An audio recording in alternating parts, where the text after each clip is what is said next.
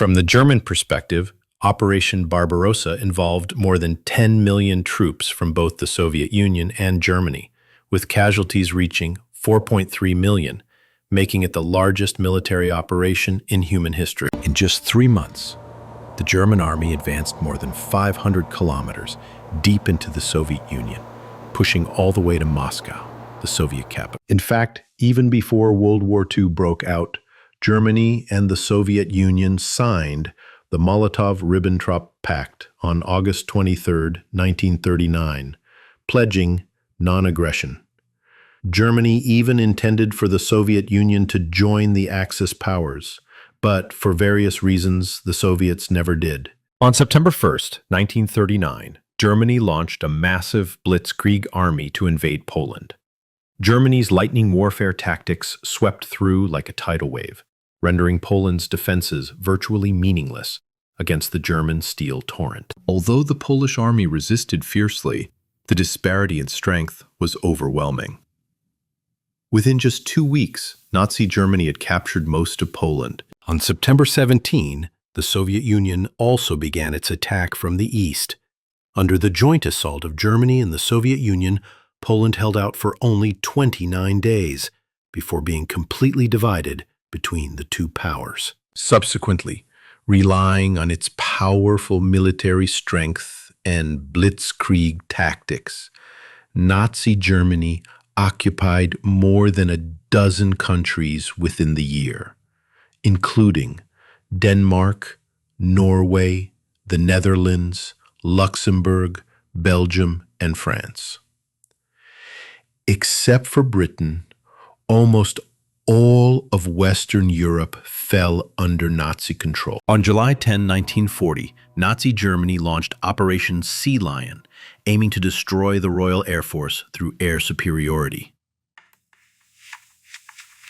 Although the German army was invincible on the European continent, the narrow English Channel became an impassable barrier for the Germans. In this unprecedented aerial battle, the Battle of Britain, over 8,000 aircraft were engaged in fierce combat over British skies. Due to multiple critical strategic misjudgments, the German Air Force eventually lost the initiative, turning the war into a war of attrition. After Hitler's failure with the Sea Lion plan to invade Britain, he had to shift to new military objectives. This devastating defeat left Hitler deeply disappointed, and the ongoing war drained Germany's resources rapidly. To sustain the massive war machine, Hitler redirected his expansion ambitions toward the vast territories of Eastern Europe and the Soviet Union. The Soviet Union not only had the vast black soil green fields of Ukraine, but also rich oil reserves in the Caucasus, coal mines in Donbass, and iron ore in the Ural Mountains. More importantly, the Soviet Union's huge population base meant over 200 million potential laborers, which was extremely tempting for Nazi Germany, desperately needing manpower. If Germany could successfully conquer the Soviet Union, it would not only solve its resource shortages completely, but also eliminate the threat on the Eastern Front once and for all, avoiding the two-front war failures of World War I. In Hitler's deranged vision, only by completely destroying the Soviet giant in the East could Nazi Germany secure absolute dominance in Eastern Europe. He had long regarded the Molotov-Ribbentrop Pact as worthless. To fulfill his ambition of ruling Europe, betrayal was merely a necessary means.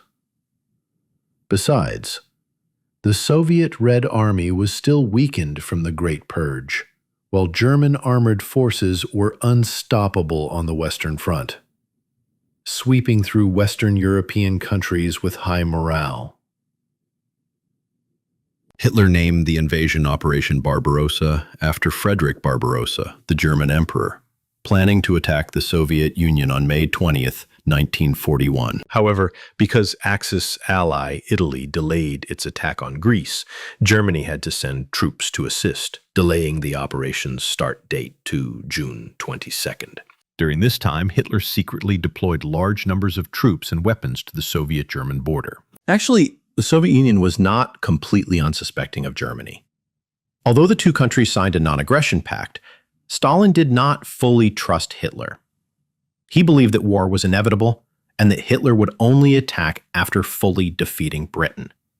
But he underestimated Hitler's ambition. On June 22, 1941, Hitler suddenly tore up the Non-Aggression Pact and launched an attack with 5 million troops, over 3,000 aircraft, and 6,000 tanks, divided into 3 major army groups. The Northern Army Group attacked Leningrad from the Baltic Sea.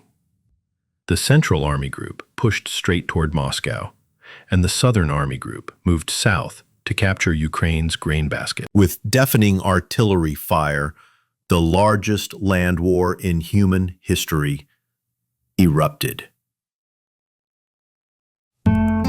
Germany's 3 army groups launched simultaneous attacks along a 1,400-kilometer front from the Baltic coast to the Black Sea, engulfing the entire Eastern European plain in flames of war. The Soviet Union was completely caught off guard by this surprise attack. Despite receiving intelligence warnings from multiple countries, Stalin stubbornly believed that Germany would not open a two-front war before resolving the situation with Britain. When the German army's million-strong force, 6,000 tanks and 3,000 planes, surged like a tide, many Soviet pilots couldn't even take off before their planes were destroyed on the ground by German bombers. Within a single day, the Soviets lost over 800 aircraft. Although the Soviets had deployed about 2 million troops, thousands of tanks, and tens of thousands of artillery pieces along the western border, the sudden German assault threw hundreds of thousands of Soviet soldiers into chaos, forcing them into a continuous retreat under the onslaught of German armored forces. Just 1 week later, the armored vanguard of the Central Army Group completed the encirclement of Minsk, capturing over 300,000 Soviet troops. Meanwhile, the Northern Army Group advanced hundreds of kilometers in just 2 months, rapidly pushing forward to their final target, Leningrad. Here, the Soviet and German armies engaged in the largest siege battle in human history, lasting over 900 days, with combined casualties exceeding 4 million. In the south, the German Southern Army Group not only captured Ukraine's capital, Kyiv, within 3 months, but also inflicted nearly 800,000 casualties on the Soviet Red Army. Under the pressure of Germany's blitzkrieg tactics, 4 million Soviet Red Army troops were thrown into disarray, forced into constant retreat, losing vast quantities of weapons, with entire army groups surrounded and destroyed and large numbers of personnel captured. Within just a few months of war, the Soviets lost 3,000 aircraft and 5,000 tanks, plus 1.7 million troops, causing them to lose complete air superiority and strategic initiative. After occupying Kyiv and Ukraine, Germany's Central Army Group began advancing toward Moscow. However, the Soviet territory was vast and underdeveloped. After the rainy season, the land became muddy, causing many German armored units to get stuck, drastically slowing their advance. Taking advantage of the slowed German advance, the Soviets raced to strengthen Moscow's defenses, deploying various fortifications within the city and mobilizing over 1 million civilians and soldiers outside the city, successfully building 2 impenetrable defensive lines totaling over 400 kilometers. By November, with winter approaching, German armored forces finally reached the outskirts of Moscow. To defend the capital, Stalin mobilized the entire nation to resist the German invasion, marking the official start of the Battle of Moscow. Both sides committed a total of 4 million troops in this battle, with casualties reaching 1.5 million.